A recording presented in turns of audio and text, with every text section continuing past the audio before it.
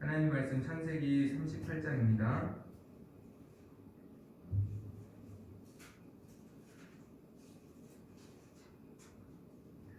창세기 38장 12절에서 30절까지 말씀 보겠습니다. 창세기 38장 12절에서 30절입니다.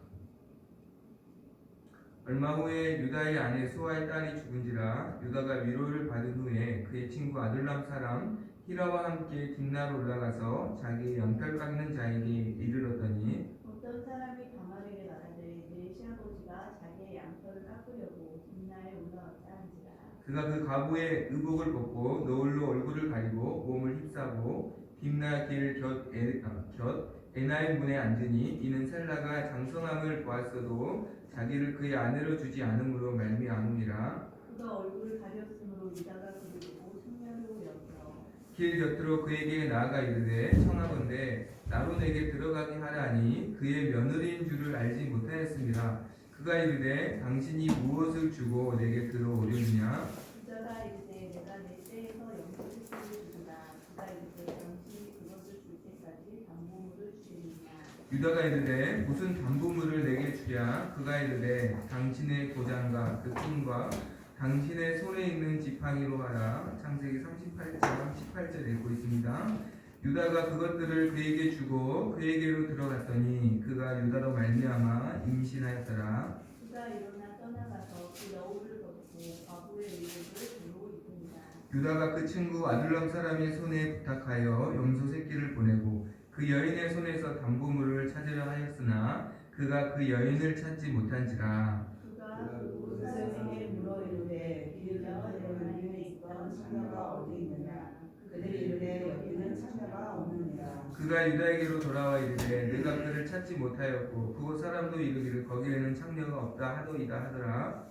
유다가 이르되 그로 그것을 간직에 두라. 우리가 부끄러움을 당할까 하노라. 내가 이 염소 새끼를 보냈으나 그대가 나를 찾지 못하였느니라. 석 달쯤 후에 어떤 사람이 유다에게 일러 말하되 내 며느리 다말이 행음하였고 그 행음함으로 말미암아 임신하였느니라. 유다가 이르되 그를 끌어내어 불사르다. 여인이 끌려나갈 때 사람을 보내어 시아버지에게 이르되 이 물건 인재로 말미암아 임신하였나이다.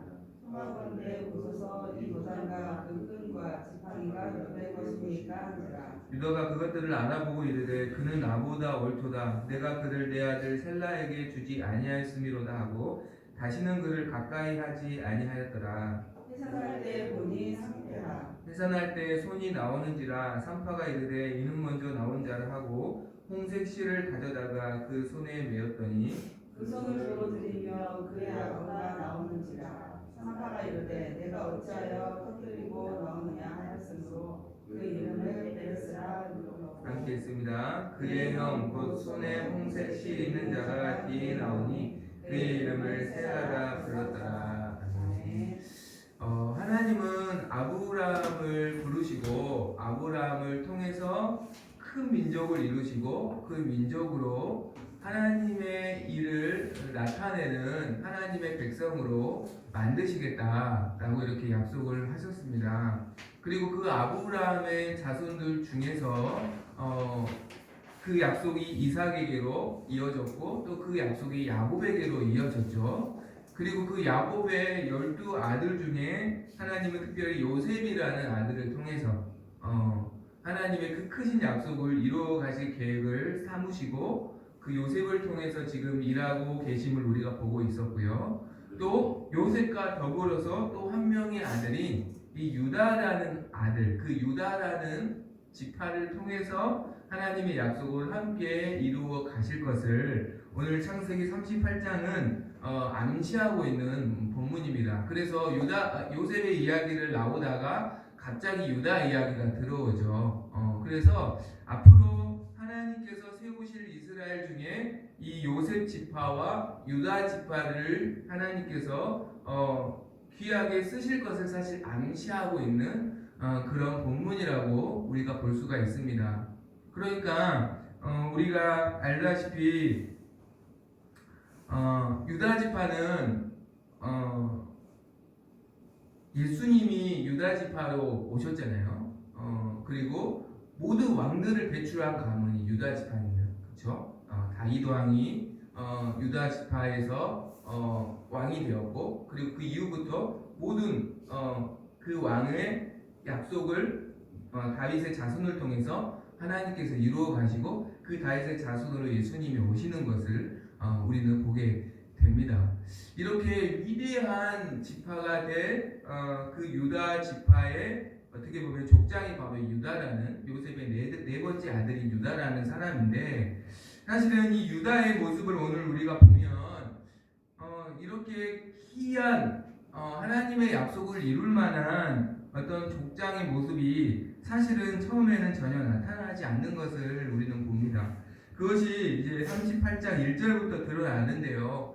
38장 1절 함께 읽어봅니다. 1절 같이 시작. 그 후에 유다가 자기 형제들로부터 떠나 내려가서 아둘람 사람 히라와 가까이 하니라. 네. 2절 보니까 유다가 거기서 가나안 사람 수아라 하는 자의 딸을 보고 그를 데리고 동침했다. 그러니까 38장 1절과 2절은 어떤 것을 우리에게 말씀하고 있냐면, 유다가 자기 형제들, 그러니까 아버지 야곱과 함께 약속의 땅에서 원래 아들들이 함께 살고 있었잖아요. 가나안 땅에서. 그런데 자기 혼자 거기에서 분리됐다는 거예요. 나는 여기 너무 답답하다. 여기 너무 좀 별로 마음에 안 든다. 나는 더 넓은 세상을 꿈꾸겠다. 그래서 형제들을 떠나서, 쉽게 말해서 이것은 약속의 땅을 떠났다라는 거예요. 약속의 땅을 떠나서 자기가 살고 싶은 곳으로 가버린 거죠. 그리고 거기에서 누구랑 결혼했냐면 2절에 가나안 사람, 그렇죠. 이 이방 여인을 말합니다. 그러니까 믿음을 가지고 있지 않은, 하나님의 약속을 알지 못하는 이 수아라는 여인을 아내로 맞이합니다. 그러니까 그의 어떤 선택의 기준을 보면 다 자신의 어떤 생각이고 자신의 욕망대로 선택을 하고 있는 것을 우리는 보고 있어요. 그러니까 하나님을 전혀 염두에 두고 있지 않습니다. 그곳에서 그는 세 아들을 낳습니다. 엘과 오난과 셀라라는 세 아들을 수아라는 가나안 여인과 결혼해서 낳게 되는데, 그래서 첫째 아들이 장성하여서 이제 며느리를 맞이해 주죠. 그것이 이제 6절에 보니까 나와 있습니다. 첫째 아들 엘을 위해서 아내를 데려오니 그의 이름은 다말이다. 그래서 결혼을 시켜줘요. 그런데 7절 한번 읽어봅니다. 7절 다같이 시작. 유다의 장자 엘이 여호와가 보시기에 악함으로 여호와께서 그를 죽이신지라. 하나님이 보시기에 그 첫째 장자 엘이 너무 악했다라는 거예요. 너무너무 악해서 하나님께서 그를 죽이셨다. 사실 성경을 보면 이렇게 어떤 즉각적인 심판이 그렇게 많지 않습니다. 보통 하나님은 오래 참으시고 원래 많은 기회를 주시고 그러신 분인데, 어떠한 모습으로 엘이 하나님께 죄를 지었는지는 구체적으로 나와 있지 않습니다. 그러나 그가 악하여서 하나님이 죽이셨다는 말씀으로 보아서 우리가 상상하지 못한 어떤 상상을 그런 초월하는 어떤 말로 어떻게 담을 수 없는 그런 어떤 악함을 사실 엘이 보였다라고 우리가 짐작할 수 있어요. 그래서 엘이 결혼하자마자 하나님이 그를 심판하셔서 죽게 됩니다. 근데 당시 어떤 풍습이 있었냐면, 형제가 특별히 결혼을 했는데 자녀가 없이 죽으면, 만약에 동생이 있는 경우 동생이 죽은 형의 형수를 자기의 아내로 맞이해서 형수 사이에서 태어난 그 첫째 아들을 형의 가문으로 잇게 했어요. 형의 가문을 잇게 해서 형의 기업을 당신은 기업을 땅으로 줬잖아요. 그래서 만약에 그 땅을 이어받을 사람이 없으면 그 땅을 빼앗기게 되는 거예요. 그렇게 되면 어떻게 되냐면 하나님이 주신 기업이 보존되기가 어려워요. 그래서 하나님은 이 계대 결혼이라는 방법을 말씀하신 거거든요. 그래서 동생이 형수와 결혼하여서 낳은 첫째 아들을 형의 아들이 되게 해라. 형의 아들이 되게 해서 형의 가문을 이어갈 수 있도록, 그래서 기업을 보존할 수 있도록, 그래서 이 이스라엘이라는 기업이 보존이 되는 겁니다. 그 땅이. 그래서 그렇게 하나님 말씀하셔서 둘째 아들 오난에게 이 다말을 형수를 아내로 맞이하게 합니다. 그런데 이 둘째 아들 오난도 굉장히 악한 행동을 해요. 그게 이제 9절이죠. 9절 읽어볼까요? 다 같이 시작. 오난이 그 씨가 자기 것이 되지 않을 줄 알고 형수에게 들어갔을 때 그의 영에게 씨를 주지 아니하려고 땅에 설정하니. 그렇죠. 오난은 내가 내 아들인데 내 아들로 호족도 오르지 못하는 게 마음에 안 드는 거예요. 그래서 어차피 태어난 아들이 내 아들이 되지 못할 망정 아예 아이를 갖지 않게 해야겠다라고 겉으로는 아버지 말에 순종하여서 형수를 아내로 맞이하여서 순종하는 모습을 보였지만 전혀 악한 모습을 보여서 아이를 일부러 낳지 못하도록 그런 악한 행동을 합니다. 그래서 10절에 보니까 하나님이 또 그 악함을 보시고 오난도 또 죽게 그를 심판하시죠. 유다 입장에서는 두 아들이 결혼하자마자 죽었으니까 굉장히 마음이 어려웠을 거 아닙니까? 그런데 문제는 유다는 이 모든 원인을 사실 결혼한 며느리의 탓으로 생각을 한 겁니다. 그래서 원래 하나님의 말씀대로라면 이제 셋째 아들에게 이 며느리를 결혼시켜야 해요. 그래서 첫째의 가문, 둘째의 가문을 이어가게 해야 되는 겁니다. 그런데 유다는 혹시 또 이 며느리랑 셋째 막내랑 결혼을 시키면 이 막내까지 또 이 며느리가 죽게 하지 않을까, 그런 인간적인 생각이 드는 거예요. 사실 오늘 말씀 보면 엘과 오난의 죽음은 그들의 죄 때문이에요. 며느리 다말 때문이 아니라. 그러면 그들의 죄는 어디서 왔을까요? 그들은 왜 죄를 그렇게 함부로 짓는 사람들이 되었을까요? 생각해보면 가장 큰 책임은 유다에게 있는 거죠. 유다 자신이 처음부터 신앙으로 살지 않았잖아요. 분명히 야곱의 아들로서 약속을 가진 사람인데, 하나님이 약속을 가진 사람인데 약속과 상관없는 삶을 살았잖아요. 하나님의 약속과 스스로 분리되었고 스스로 욕망을 따라서 결혼했고, 근데 자기 아들들을 신앙으로 가르쳐주지 않았어요. 이것이 죄이고 죄가 아니고 하나님 뜻대로 살아야 하고 우리가 하나님을 기쁘시게 해야 한다는 것, 이것들을 전혀 가르쳐주지 않았기 때문에 책임을 따진다면 사실 유다 자신에게 가장 큰 책임이 있는 겁니다. 그렇죠? 그런데 자신의 모습을 돌아보지는 못할 망정 그의 모든 아들들의 죽음의 책임을 며느리 다말의 탓으로 돌린 겁니다. 그리고 다말에게는 이렇게 말한 거예요. 막내가 아직 어리니까 지금 당장 결혼시키기는 그렇다. 그러니까 고향으로 내려가 있으면 아들이 좀 크면 내가 너를 다시 부를게 하고, 아들이 컸는데도 부르지 않고 계속 그냥 갑으로 지내도록 그대로 놔두는 것을 우리는 말씀을 통해서 보게 됩니다. 오늘 말씀을 통해서 우리가 좀 다말의 입장을 생각을 해보면, 사실 보면요, 다말은 이 계대 결혼이라는 풍습 때문에 법적으로는 유다 가문의 사람이에요. 유다 가문의 사람이에요. 그러니까 다른 누구랑 결혼을 할 수도 없는 상황입니다. 결혼할 수도 없는 상황. 근데 문제는 결혼을 시켜줍니까? 안 시켜줍니까? 안 시켜줘요. 그러니까 법적으로는 유다 가문의 사람인데 실제적으로는 유다 가문의 사람도 아니고 다른 가문과 결혼을 할 수도 없어요. 그런데 사실 그러니까 오히려 이러지도 못하고 저러지도 못하고 오히려 시아버지에 의해서 죄인으로 낙인 찍혀서 어떻게 보면 평생 죄인이 아닌데 죄인으로 살아야 할 어떤 처지가 사실 이 다말의 지금 현실이었다라는 거예요. 정말로 어려운 처지죠. 정말로 괴로운 처지라는 것을 우리는 상상을 해볼 수가 있습니다. 그렇게 사실은 다말이 괴로운 시간을 보내고 있을 때 그가 그 다말이라는 며느리가 시아버지의 소식을 듣습니다. 그것이 12절부터 나와 있죠. 시아버지 유다가 양털을 깎으러 딥나라는 곳으로 왔다라는 소식을 들어요.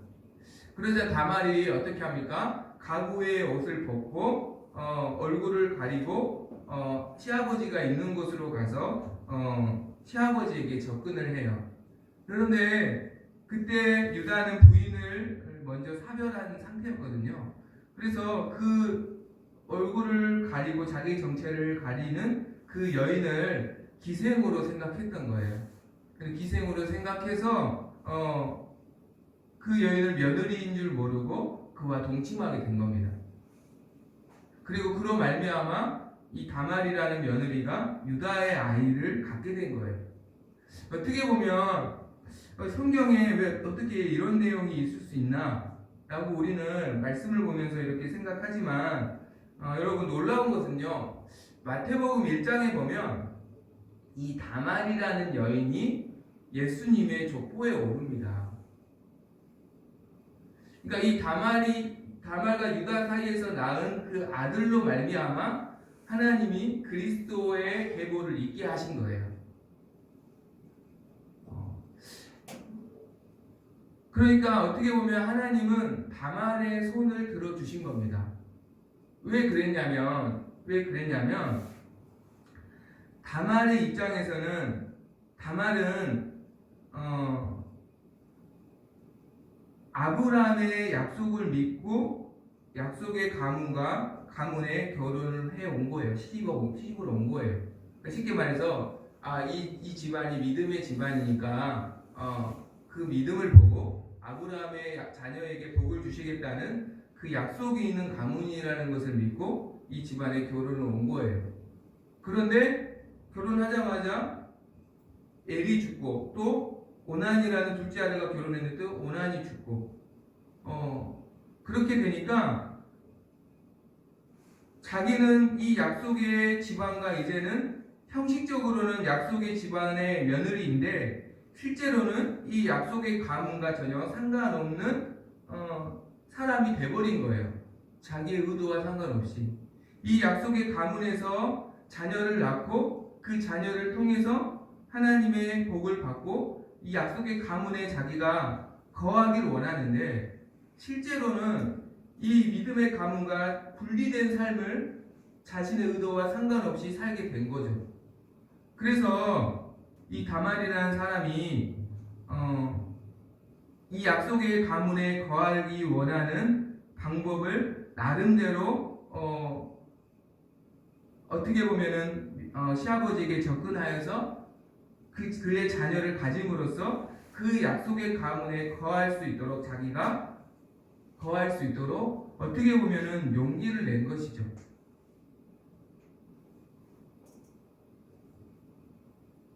우리가 이 다말의 이 행동이 겉으로 보면은 굉장히 이해할 수 없는 모습이지만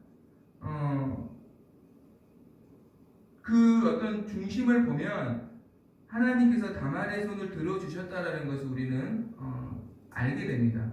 19절에 보면 그가 다시는 이러한 행동을 그 이후로는 전혀 하지 않았고 그리고 시아버지 유다에게 담보물로 요구했던 것이 어떤 돈이나 재산을 요구하는 게 아니라 끈과 도장과 지팡이를 요구했음을 우리는 알 수 있어요. 그러니까 내가 가진 아이가 누구인지를 드러내는 그러한 어떤 증거물을 그가 가지길 원했다라는 것을 알 수 있는 겁니다. 정리를 하자면 다말은 어떻게든 자기가 믿음의 가문에 남고 싶은, 그래서 하나님의 약속을 이어가기를 간절히 소망했던 거예요. 그래서 사실은 그가 유다의 가문으로 그의 힘으로 들어갈 수는 없어요. 그의 힘으로 시아버지가 허락해 주어야만, 막내랑 결혼시켜 주어야만 들어갈 수 있거든요. 그런데 그렇게 결혼을 안 시켜주니까 어떻게든 약속의 가문에 자기가 들어가서 하나님의 복과 약속을 받는 자가 되기를 원했기 때문에 그가 이러한 어떻게 보면 도전을 한 것이고 또 자신의 모든 것을 거는 그런 모험을 한 것이죠.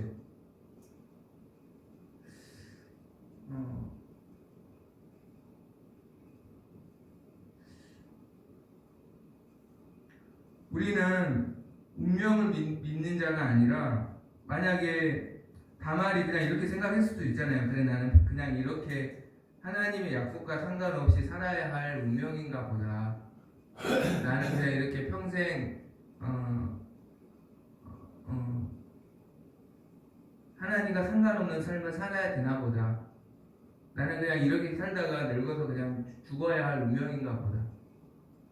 내 힘으로 뭐 할 수 있는 게 없으니까 그냥 그렇게 생각하고 자포자기하며 살았다면 그가 예수님의 족보에 오르는 여인이 될 수도 없었을 것이고 그가 믿음의 가문에서 살 수도 없었을 것입니다. 우리는 운명을 믿는 것이 아니라 우리는 하나님의 섭리를 믿습니다.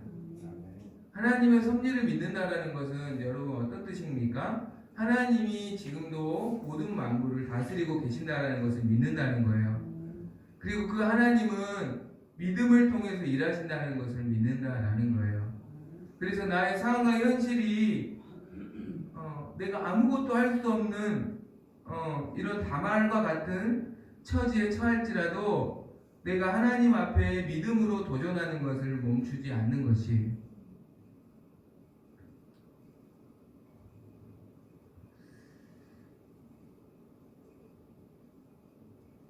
뭔가 저도 어떤 그런 말씀을 준비하면서 그런 생각이 들었던 것 같아요. 개척을 하고 사실 제가 뭐 할 수 있는 것이 많이 없더라고요. 그러다 보니 시간이 조금 점점 지나면서 스스로 조금씩 의기소침해지는 부분도 생기더라고요. 내가 할 수 있는 게 정말 별로 없구나. 그래서 그냥 어떻게 보면은 현실을 받아들이는 그냥 그런 현실을 그냥 인정해 버리는 그것을 어떻게 보면 기정사실로 그냥 받아들이려는 그래서 거기에 그냥 굳어지려는 그런 저의 모습을 발견했던 것 같아요. 그 말씀 보면서 그런 생각이 들었어요. 내가 할 수 있는 것이 많지 않고 또 사실은 보면 다말의 모습을 보면 여러분 어때요? 멋있어 보이나요? 아니죠. 오해받을 만한 모습이죠. 오히려 손가락질 받을 만한 모습이죠. 전혀 멋있지 않고 폼나지 않아요. 하나님의 섭리를 믿고 믿음으로 도전하는 삶의 모습이 그럴 수 있겠다는 생각이 들어요. 멋있지 않고 어떻게 보면은 처절해 보이기도 하고 어떻게 보면은 정말로 치열해 보이기도 하고 폼나 보이지도 않지만 정말로 그 중심이 하나님을 향한 믿음으로 도전하는 것이라면 하나님께서 그 믿음을 보신다라는 마음을 주셨어요.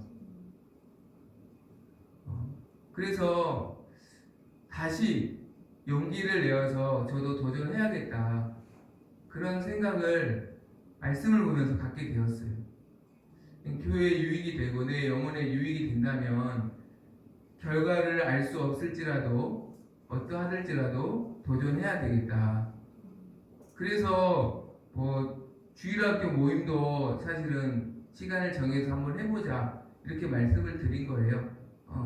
뭐 주일학교라고 해봤자 지금 우리 아이들이 전부잖아요. 그 아이들 뭐 이렇게 그 다른 집사님 권사님 오시면 인사도 안 하고 뭐 그런 아이들 데리고 일단 시작을 해보자. 뭐 중고등 별로 없지만 뭐 우리 미선이가 좀 전부지만 일단 시작을 해보자. 뭐 성경통도 사실은 신앙생활 오래 하신 분도 좀 도전하기 쉽지 않거든요. 매일매일 읽어야 하고 또 그거를 체크를 해야 되고 부담스러워요. 쉽지 않아요. 그래서 얼마나 참여하실지 모르지만 일단 도전을 해보자. 일단은 최선을 다해서 교회의 유익이 되고 또 성도들의 믿음의 유익이 되는 거라면 무엇이든 시도를 해보자. 그것이 정말로 신청 받습니다 했는데 신청자 한 명도 없잖아요. 그러면 어떻게 돼요? 조금 뭐 멋쩍기도 하고 뭐 어떻게 보면 폼나지도 않고 어떻게 보면은 뭐 그럴 수도 있잖아요. 그런데 믿음으로 도전을 해보자. 믿음으로 무엇이든 도전을 해보자. 라는 그런 생각을 말씀을 통해서 갖게 되었습니다. 폼나지 않아도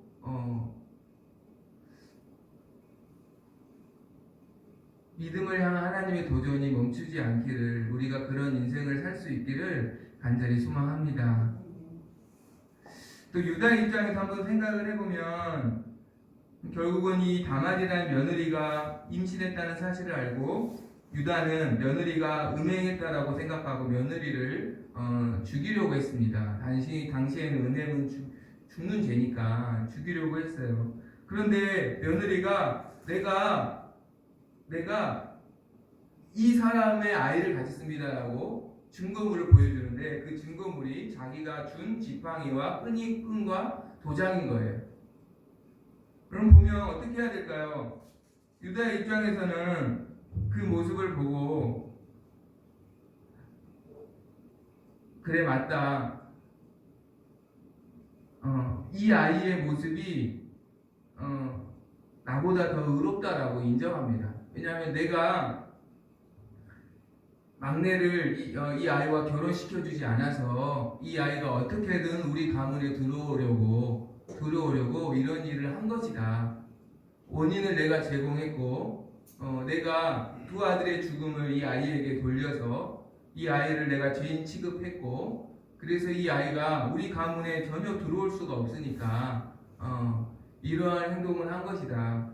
이 아이의 연약함보다 이 아이의 어떤 이 모든 모습은 나로 말미암은 것이다라고 자기의 죄를 인정합니다. 그리고 다시는 이 다말과 가까이 하지 않고 그러나 다말이 낳은 아이를 자신의 아이로 가문의 아이로 인정하여서 책임을 지고 키우는 것을 보게 됩니다.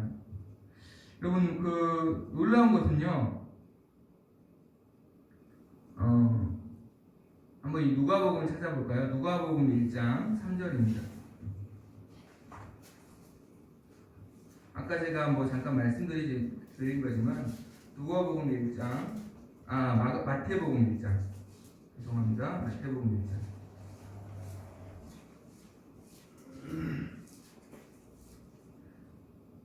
마태복음 1장 3절 함께 읽습니다. 다같이 시작. 유다는 다말에게서 베레스와 세라를 낳고 베레스는 헤스론을 낳고 헤스론은 람을 낳고 예수님의 족보예요 지금.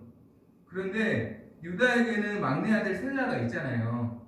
그런데 셀라를 통해서 하나님이 예수님의 계보를 이어가게 하시지 않고 다말이 낳은 베레스와 세라를 통해서 특별히 베레스를 통해서 하나님께서 예수님의 족보를 만들어 가십니다.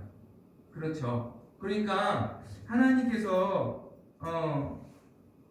이 다말과 유다 사이에 태어난 이 자녀를 축복해 주셨다라는 거예요. 축복해 주셨다라는 거예요.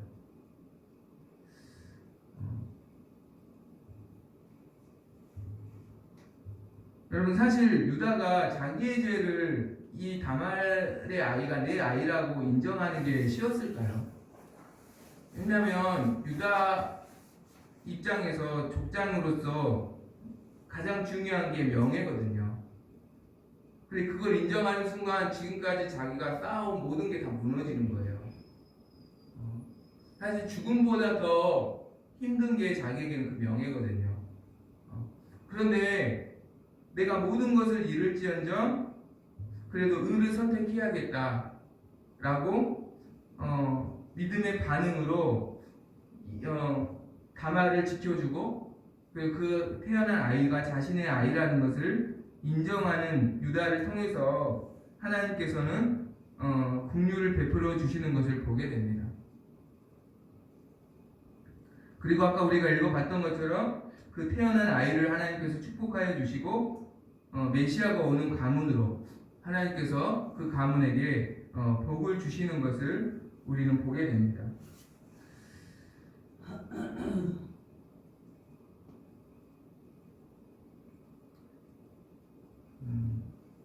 이런 말씀이 있습니다. 죄가 더한 곳에 은혜가 더욱 넘쳤다. 로마서 5장 20절에 이런 말씀이 있죠. 죄가 더한 곳에 은혜가 더욱 넘쳤다. 이 말씀은 어떤 뜻이냐면 비록 내가 어떠한 대가를 치르더라도 하나님께 돌아가야겠다는 각오로 믿음으로 반응할 때 하나님께서는 다시 넘치는 은혜를 주시는 분이라는 거예요. 이 말씀은 죄를 지어도 된다 이런 뜻이 아닙니다. 이런 뜻이 아니라 비록 내가 엄청난 실수를 하였고 그럼에도 불구하고 내가 모든 것을 잃을지언정 하나님께 다시 돌아가야겠다라고 결단하고 믿음으로 반응할 때 하나님께서 더욱 넘치는 은혜를 주시는 분이라는 것이 이 유다가 딱 그런 모습인 것 같아요.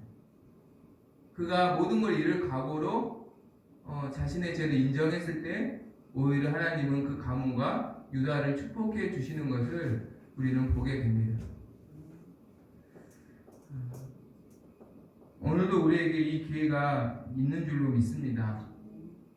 내가 모든 것을 잃을지언정 하나님을 붙잡아야겠다라고 하나님께 돌아가야겠다라고 우리가 반응할 때 하나님은 더욱더 넘치는 은혜를 주실 줄 믿습니다. 기생 라합이 그랬고요. 룻기를 보면 룻이라는 여인이 그랬어요. 모두 정말로 헤어나올 수 없는 늪에 있었지만 모든 걸 잃을 각오로 하나님을 택했을 때 하나님은 더욱 넘치는 은혜를 주심을 우리는 보게 됩니다. 오늘 이 은혜가 우리 성도님들께 또 우리 교회에게 우리 개인의 삶에 있기를 간절히 소망합니다. 시간 찬양하고 기도하겠습니다.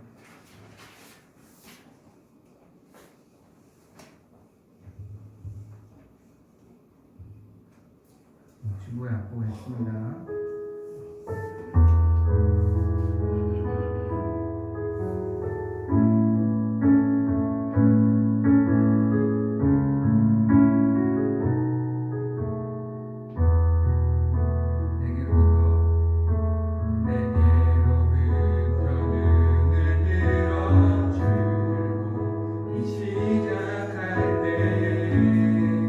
주의 일을 보겠네.